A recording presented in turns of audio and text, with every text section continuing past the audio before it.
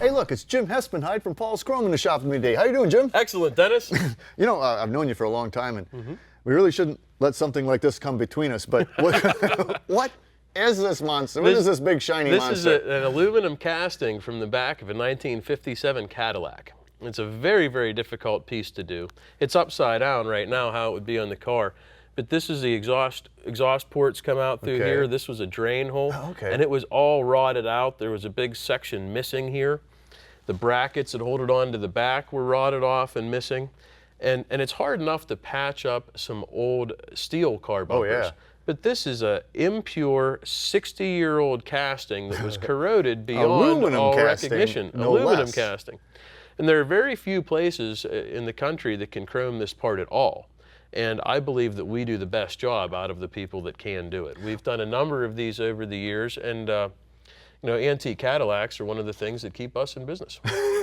Well, you know, an aluminum casting, that's a weird animal to begin with. It is. And an aluminum is, I mean, it's a pretty porous material. It's a pretty porous metal. Very porous. This has hours and hours and hours of copper plating on it to seal up those pores. Because initially it's just going to go in and it's just going to get sucked in. You got to get it till you fill those up, and you get a surface that's going to give you something like this that you can then go on and do the rest of it. Yeah, one of my guys worked on this for a couple weeks, but you know, it came out very, very nice compared to the you know, nasty thing that we got in. Well, it looks magnificent, but how do you know, so if you got in a cast aluminum piece, how do you fix a hole like that? It's very difficult to get all of the impurities and the corrosion and oxidation out of the pores of the metal. I mean, we do that both by mechanical sandblasting as well as soaking in nitric acid to remove stuff out of the pores of the metal so that you can get some decent aluminum to weld to.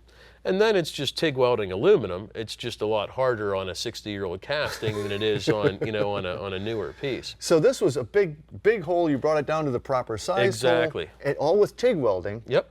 Then back into the bath, out of the bath, into the bath, out of the bath, the copper bath, to get those pores filled, to get a smooth surface, then into the nickel, then finally into the chrome. Absolutely, that's the process. That is and that's a lot of work. Well, there's a couple weeks of labor into this piece, but it'll show whenever it's on the car. Well, and I mean, it's magnificent, and you don't go to your neighborhood parts store and find something like this. No. I mean, this was a rare and pretty wild car to begin with, and so you know, it's going to take some artists to bring it back. Yep.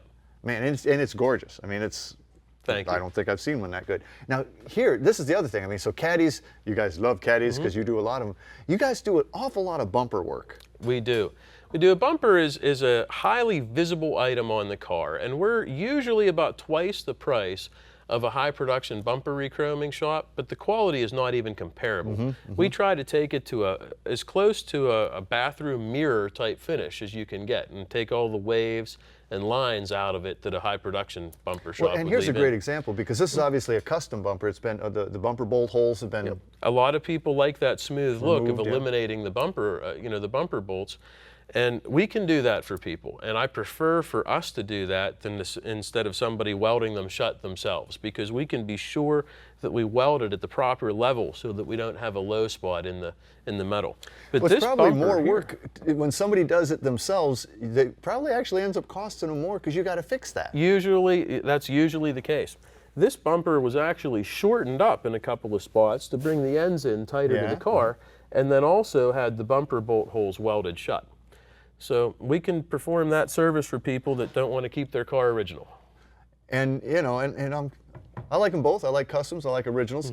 But if you're going to do a custom car, this smooth, clean look is the way to go. It is. So hey, if you want to learn more about Paul's Chrome and you know, doing bumpers or doing caddies or doing all sorts of stuff, log on to paulschrome.com.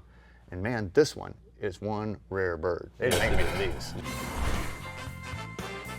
Next, we'll get back to Keels and Wheels in Seabrook, Texas.